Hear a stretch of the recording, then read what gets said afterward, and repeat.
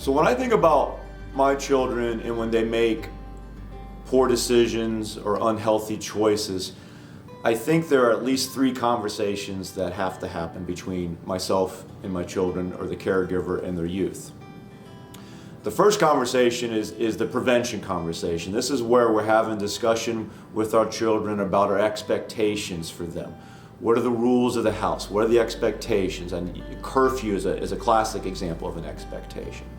It's also our time as parents to share our values around sex and drug use.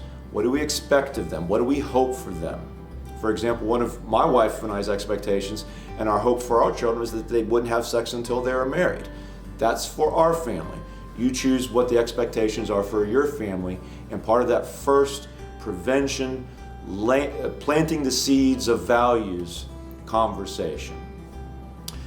The second conversation is when one of our children breaks a rule. They get busted, they get caught.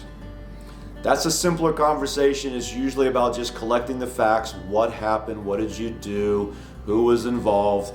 And then naturally there are consequences implemented for not meeting the expectation. The third conversation is where the strategies and techniques of motivational interviewing can fit in. This conversation is really about being supportive, about building that relationship and maintaining that relationship with your children. The message of this conversation is, you can talk to me about anything. In the previous conversations, yes, I've grounded you, I've taken away your car, I've taken away your privileges. In this conversation, I need to change my mode as a caregiver, as a parent, to you can talk to me about anything, and I will seek to understand where you're coming from. The other purpose of this third conversation is to increase the chances that our children will change, that they'll make different decisions moving forward. To increase their self-esteem, their sense of empowerment, that they can make different decisions.